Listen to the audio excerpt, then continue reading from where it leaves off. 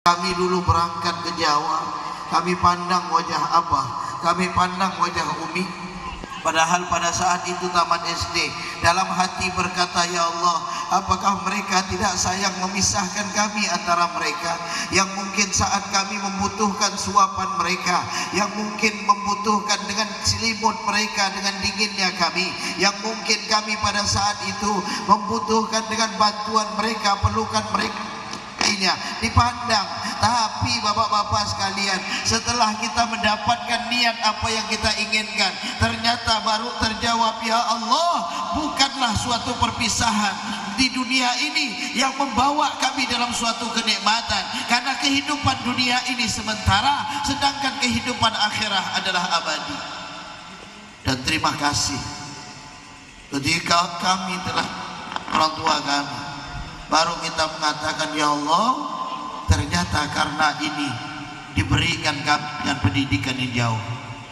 Begitu beliau meninggal dunia, orang tua kita meninggal dunia, siapa yang tidak ingin bapak-bapak? Begitu kita meninggal dunia, ternyata yang memandikan jenazah kita adalah anak kita, seorang anak yang memandikan jenazah ayah, memandikan jenazah abahnya, pasti akan berkata, ya Allah, dari kaki inilah seorang ayah yang keluar daripada rumahnya dengan tanpa memikirkan rasa capek langkah kaki demi kaki, ya Allah. Dan tidak sedikit seorang ayah yang berjuang mencari nafkah, ternyata mendapatkan satu musibah dan meninggal dunia, ya Allah.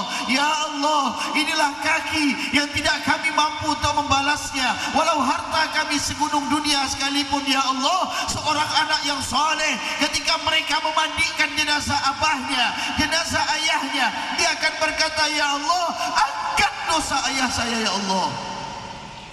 Apakah cukup sampai di situ? Tidak.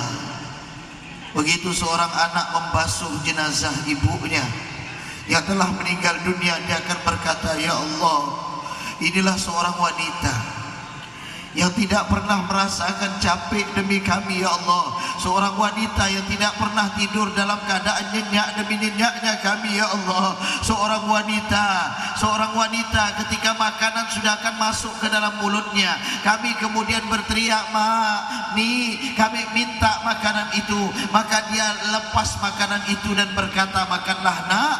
Dia berkata kenyang padahal lapar, ya Allah.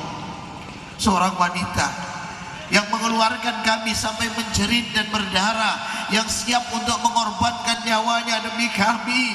Itulah seorang ibu, ketika seorang anak memandikan jenazahnya, maka dia akan berkata, ya Allah, angkat dosa ibu saya, ya Allah, turunkan rahmat kepadanya, ya Allah.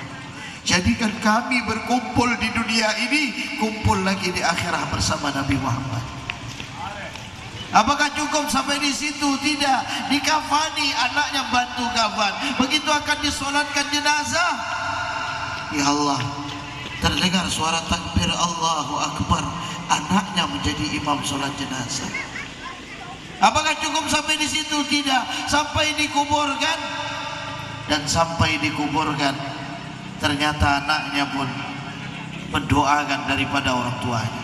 Kita mau mengharapkan doa siapa? Orang dalam kubur itu berebut, karena jami'ul muslimin wal muslimat terus. Tapi doa khusus kepada orang tua siapa kalau tidak anaknya? Nunggukan saya, nunggukan Ustaz Azmi. Kalau dipanggil, ya. Kalau tak dipanggil, tidak ada khususan ilah roh tu. Artinya apa? Anaknya yang akan mendoakan daripada kedua orang tuanya. Begitu di dalam kubur, ternyata kita dalam kesendirian.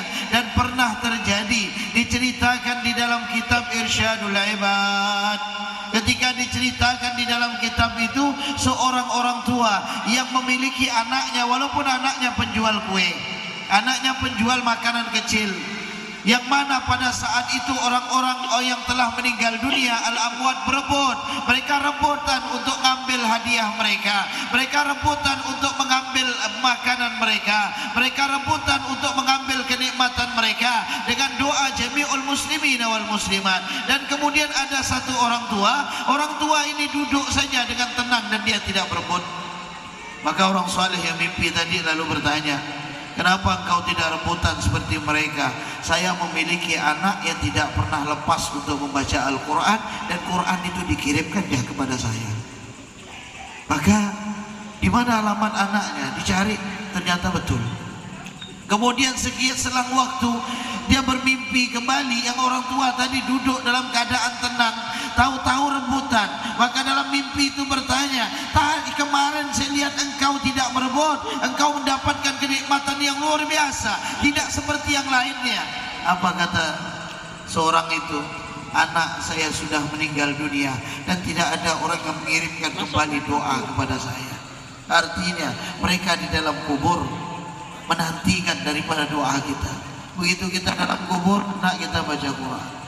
Bismillahirrahmanirrahim.